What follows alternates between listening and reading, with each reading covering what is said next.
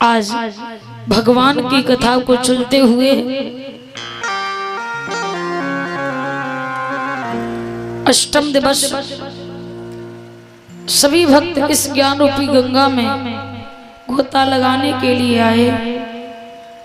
मनुष्य के जब जन्म जन्मांतर के पुण्य उदय होते हैं तब हमें ये भागवत कथा श्रवण करने का अवसर प्राप्त होता है।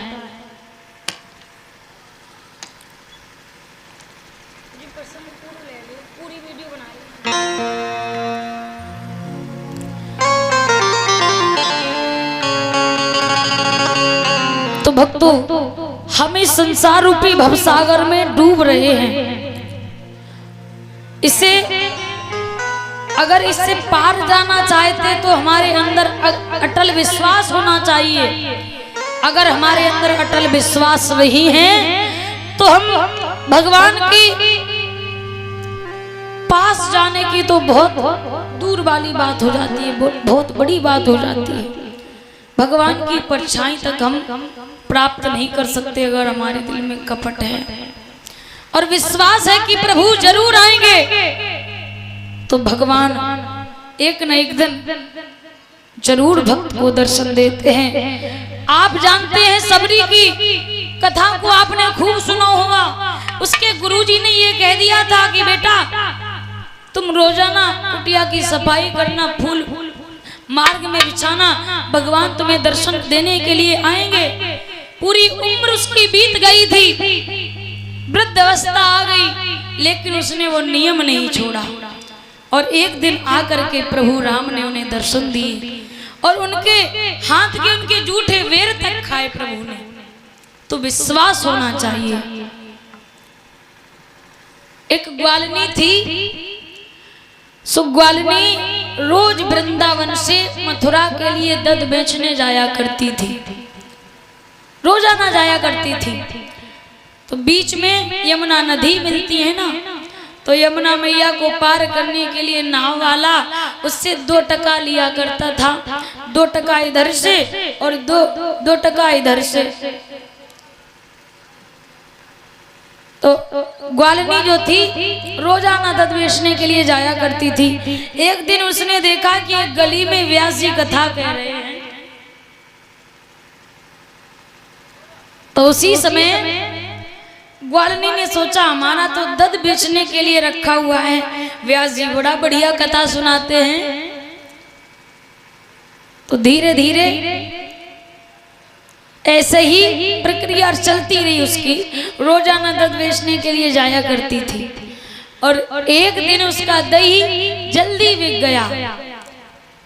सो उसने सोचा गुरुजी की कथा चल रही है, हम कथा सुन करके आए।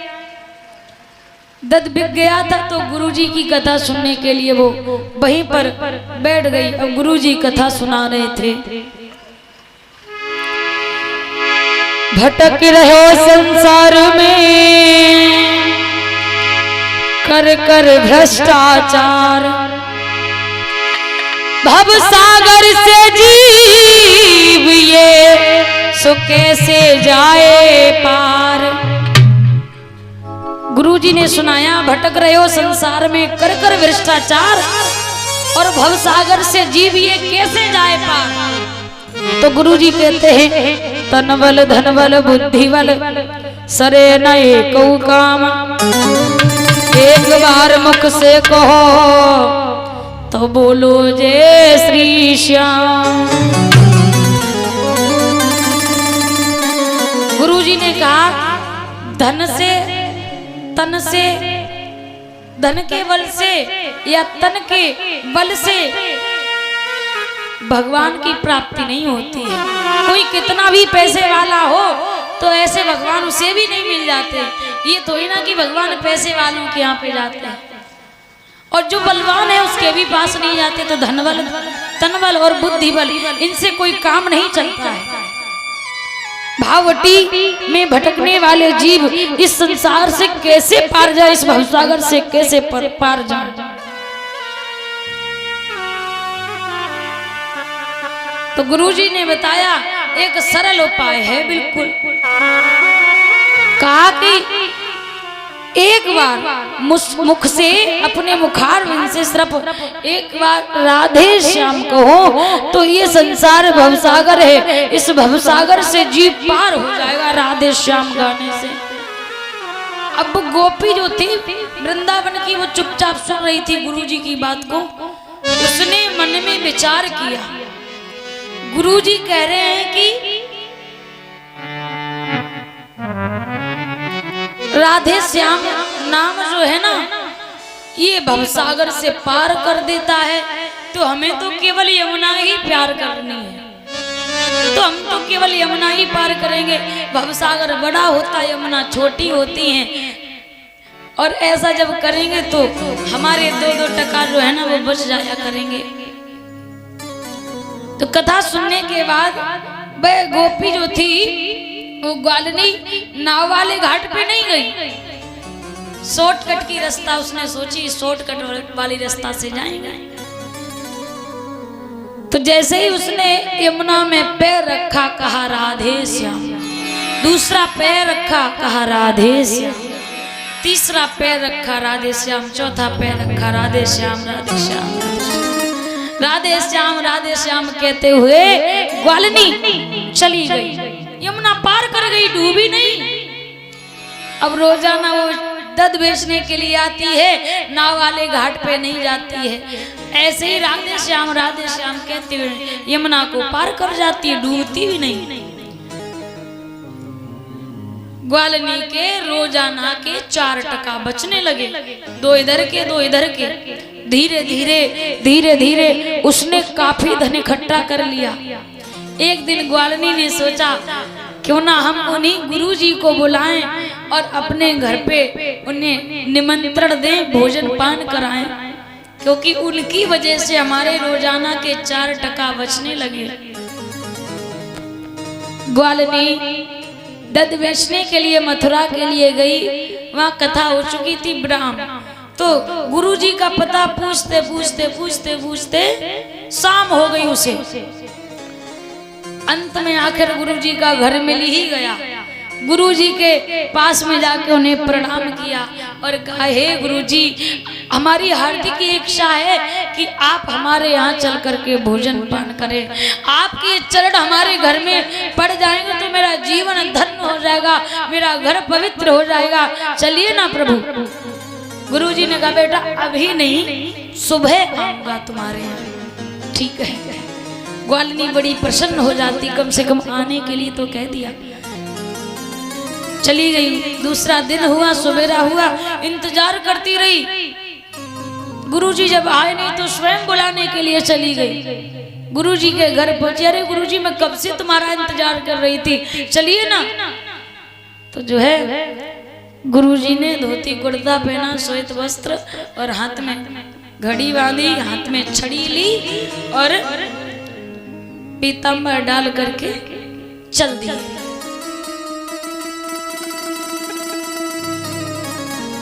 ग्वालिनी जो थी नाव वाले घाट पे नहीं जा रही, तो गुरुजी ने कहा, बेटा नाव वाला घाट तो इधर है, इधर कहाँ जा रही हो? बोले गुरुजी तुम चले जाओ हमारे पीछे के वन। गुरुजी ने सोचा, मुझे तो ऐसा लगता है इसने कोई छोटी मोटी नविका का इंतजाम कर रखा होगा वहां पे। और गुरुजी जब वहां पर पहुंचे ना तो वहां पे कोई नविका थी नहीं। कहा, बेटा ऐसे कैसे पार करेंगे? कहा, कोई बात नहीं गुरुजी, आप चले आओ मेरे पीछे पीछे। सो ग्वालिनी ने यमुना में पैर रखा, कहा राधे श्याम। दूसरा पैर रखा, राधे श्याम तो जल में खड़ी हो गई। राधे श्याम कह रही है, गुरुजी सोचने लगे हमें जा मालूम पड़ रही है, जाने जिस जगह पे पैर रखा है उस जगह पे कोई पत्थर वगैरह रखा है, इसलिए डूब नहीं रही है। गुरुजी अपने मन में विचार करते हैं। तब तक उसने दूसरा पैर आगे बढ़ाया, तीसरा पैर बढ़ाया और गुरुजी पीछे तट पे ही खड़े। सुबह ने पीछे मुड़ के देखो, अरे गुरुजी तो आ भी नहीं रहे। सो कलाई पकड़ ली गुरुजी की। अब वो तो राधे श्याम कहे, राधे श्याम राधे श्याम राधे श्याम राधे श्याम। राधे श्याम कहती वो आगे बढ़ी और गुरुजी की कलाई पकड़ ली। जब आ नहीं रहे थे ना तो कलाई पकड़ी और वो तो राधे श्याम के, अब वो गुरुजी घबराने लगे क्योंकि उनके गोता लगने लगे, वो डूबने लगे। अब वो कहे गुरुजी बोलो राधे श्याम, गुरुजी बोलो राधे श्याम। प्रेम से गाइए। आप भी अगर इस भवसागर से पार जाना चाहते हो तो मीठी मीठी आवाज के साथ गाइए और ताली बजाते चलिए भाव से। वाल्मीकि अपने मन में सोचने लगी अगर हम राधे श्याम नाम कहना बंद करेंगे तो हम खुद डूब जाएंगे। तो उसने और कुछ नहीं कहा, यही कहा गुरुजी से, गुरुजी बोलो राधे श्याम, गुरुजी बोलो बोलो राधे श्याम।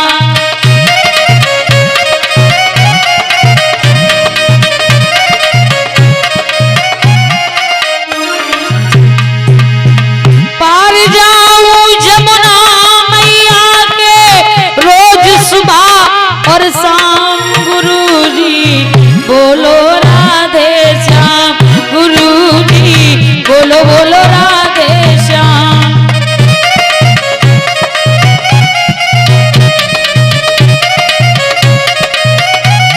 और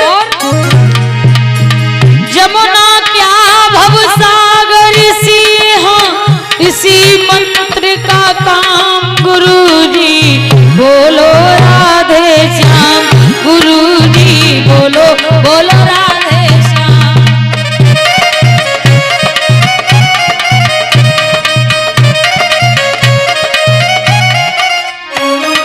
वो तो ये गाए गुरुजी बोलो राधे श्याम। अब गुरुजी की डुबकी लगती हुई जा रही है, बेचारे घबराने लगे। अब वो अपने मन में विचार करने लगे, मुझे तो ये लगता है ये हमें मारने के लिए ले आई है, यहाँ पे डुबो डुबो के मारेगी। गुरुजी ने सोचा अरे कहीं चोरनी तो नहीं है ये, अरे मुझे छोड़ दे, अगर तू मेरी घड़ी लेना चाहती तो घड़ी ले जा, मेरे गले में जंजीर पड़ी सो ले जा, लेकिन मेरे प्राणों को छोड़ दे। अब गुरुजी ऐसे चिल्लाने लगे। अब वो लड़की ग्वालनी जो थी वो अगर राधे श्याम नाम लेना बंद करे तो खुद डूब जाए। वो राधे श्याम कहे। अब गुरुजी सोचने लगे है चुड़ैल जादूगरनी या बट मारनी नार, यही सोच कर पंडित जी फिर करने लगे विचार। अब गुरुजी सोचने लगे है चुड़ैल जादूगरनी, या तो हमें जा मालूम पड़ रही है चुड़ैल है, या तो कोई जादूगरनी है, या बट मारनी नार है, या तो जो बटुका चुराने वाली है। ये सोच करके पंडित जी कहने लगे अब हमारे प्राण नहीं बचेंगे इसके हाथों से, अगर ये चुड़ैल हो तो मुझे मार के छोड़ेगी। तो गुरुजी राधा और श्याम का नाम गुनगुनाने लगे। इधर वो गोपी कहती है गुरुजी बोलो राधे श्याम, और ये डूब रहे थे ना भवसागर में उसी नदी में, तो ये कहने लगे उबारो राधे बर घन श्याम, उबारो राधे बर घन श्याम।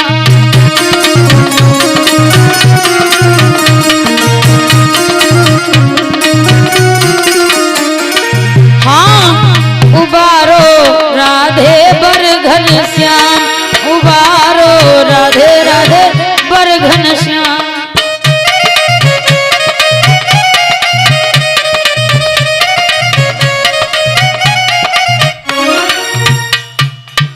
इधर वो कह रही है गुरुजी बोलो राधे श्याम, ये कह रहे हैं उबारो राधे वर घन श्याम। दोनों की जब डोर एक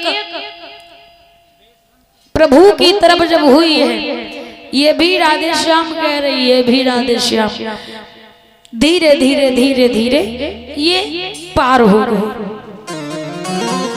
जब पार हो गए तो गुरुजी खींचने लगे, गोपी खींचने लगी, अरे जल्दी चलो गुरुजी, मैंने तुम्हारे लिए बहुत अच्छे अच्छे पकवान बना के रखे।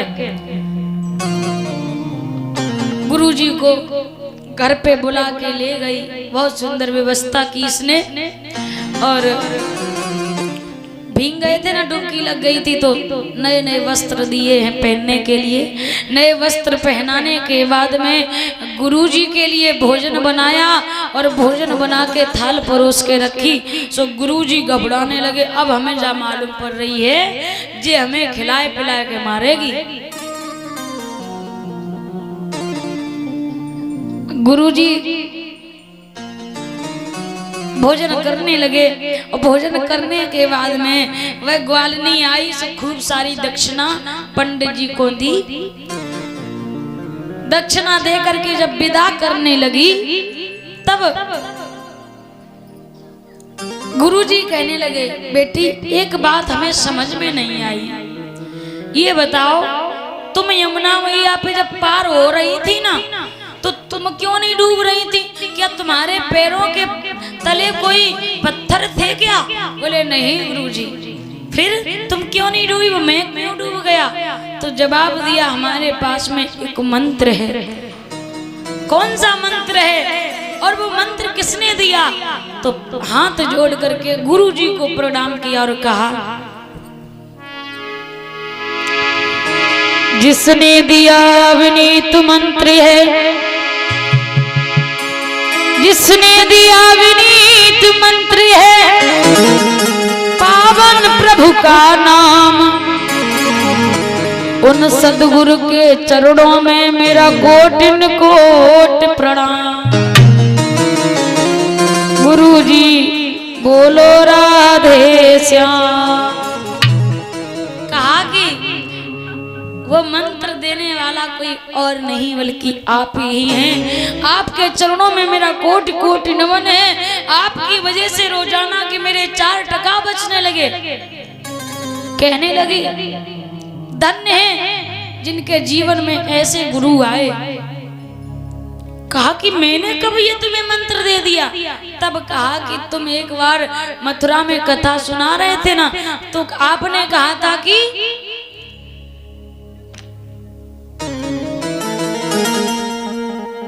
इस राधे श्याम नाम लेने से लोग भवसागर से पार हो जाते। तो मैंने ये विश्वास कर लिया कि मुझे तो केवल यमुना ही पार करनी है, इसलिए मैंने ये अटल विश्वास हृदय में बसा लिया, और मैं रोजाना यमुना को ऐसे ही पार करती हूँ जैसे तुम्हारे सामने पार।